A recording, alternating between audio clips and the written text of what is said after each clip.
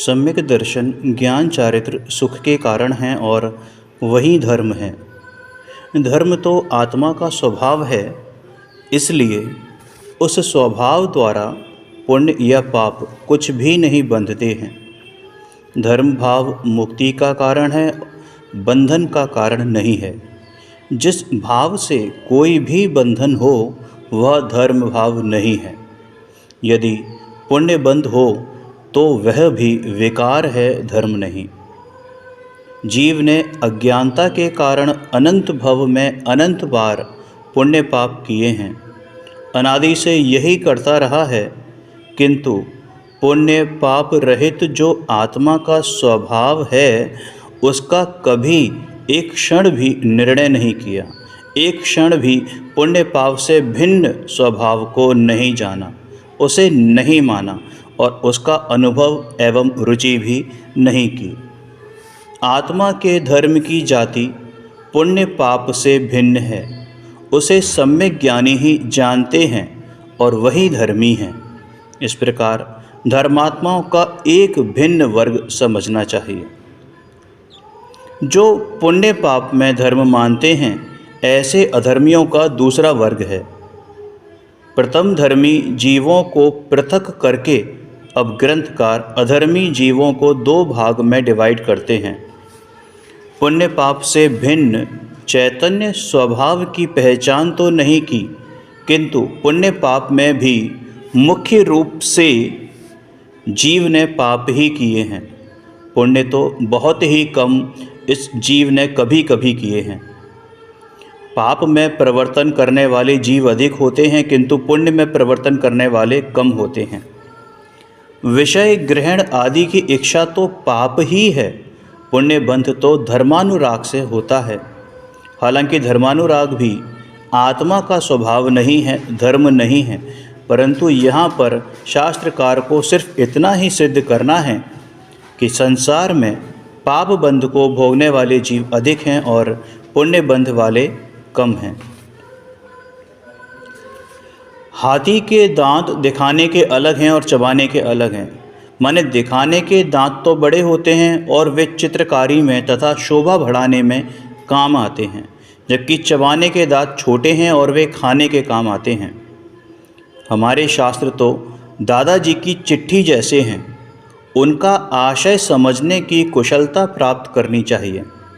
शास्त्र में व्यवहार के कथन अधिक होते हैं, किंतु जितने व्यवहार के और निमित्त के कथन हैं वे अपने गुण में काम नहीं आते, किंतु परमार्थ को समझाने में या समझने में काम आते हैं।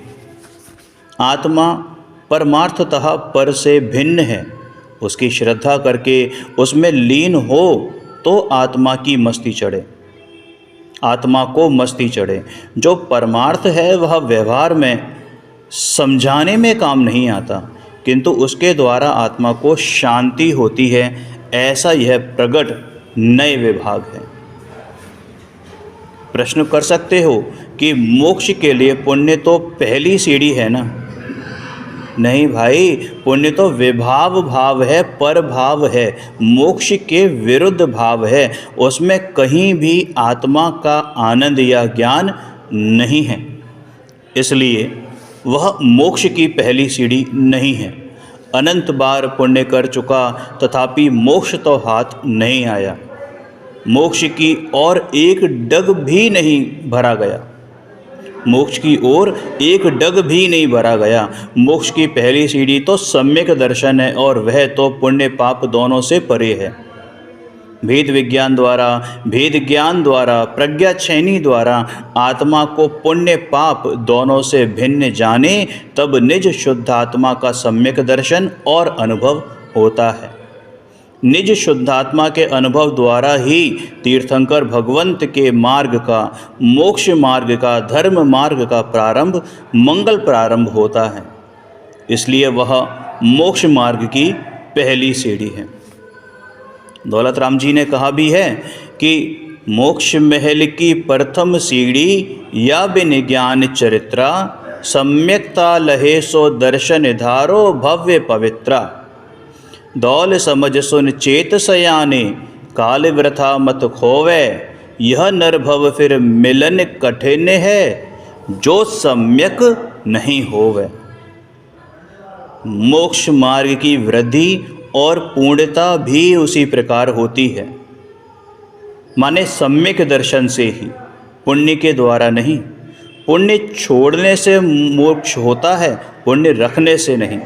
अन्यथा ग्रहण मत करना कि आपने पुण्य छोड़ दिया और पाप को ग्रहण कर दिया। बात पुण्य पाप दोनों से परे होने की है। पुण्य द्वारा लक्ष्मी आदि धूल के ढेर मिलते हैं, परमात्मपना नहीं मिलता।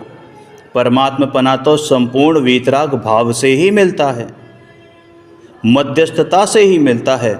वास्तविक ज्ञान की मध्यस्थता तो वीतराग भाव ही है। इस प्रकार वीतरागता ही धर्म है, यही समता भाव है, यही मोक्ष मार्ग है, यही भगवान का मार्ग है और यही सर्व शास्त्रों का सार है।